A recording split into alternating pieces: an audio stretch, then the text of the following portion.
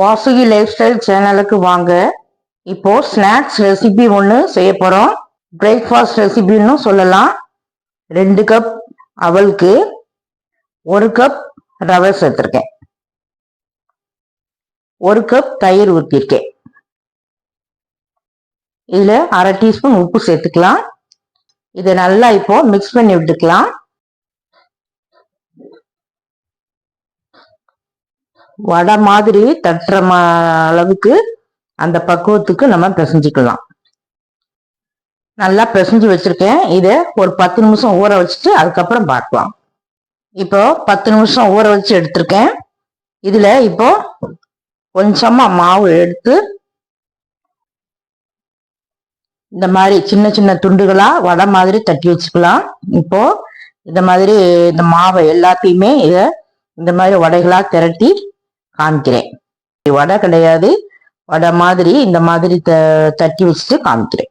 இந்த மாதிரி மினி இட்லி மாதிரி தட்டிட்டு வந்திருக்கேன். இதை இட்லி கொப்பரையில வச்சு இப்போ 10 நிமிஷம் அவிச்சுக்கலாம். அதுக்கப்புறம் இந்த ரெசிபி எப்படி பண்றது அப்படிங்கிறத பார்க்கலாம். இப்போ இட்லி கொப்பரையில வச்சு இதை 10 நிமிஷம் அவிச்சிருக்கோம். இதை இப்போ தாளிச்சு விடலாம். அது எப்படி தாளிக்கலாங்கிறத இப்ப பார்க்கலாம். கடலை எண்ணெய் 1 டேபிள் ஸ்பூன் ஊற்றிக்கலாம். கடுகு உளுந்தம்பருப்பு போட்டுக்கலாம். அரை டீஸ்பூன் சீரகம், 1 டீஸ்பூன் வெள்ளை எள்ளு, கொஞ்சமா கருவேப்பிலை, அரை டீஸ்பூன் வத்தல் பொடி, சாட் மசாலா 1 டீஸ்பூன், 1 டீஸ்பூன் உப்பு.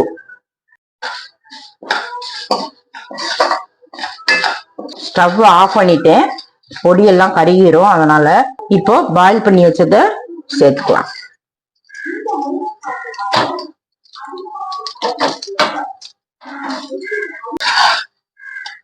வெள்ளை அவல்ல இப்படி டீ டைம் ஸ்நாக்ஸ் செய்யலாம். குழந்தைங்க விருப்பப்பட்டு சாப்பிடுவாங்க. இது பிரேக்ஃபாஸ்டாகவும் எடுத்துக்கலாம். கொஞ்சமா கொத்தமல்லி தூவிக்கலாம்.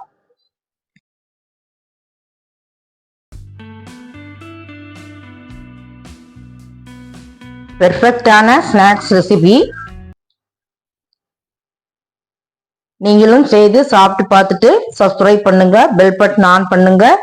பிடிச்சிருந்தா லைக் பண்ணுங்க.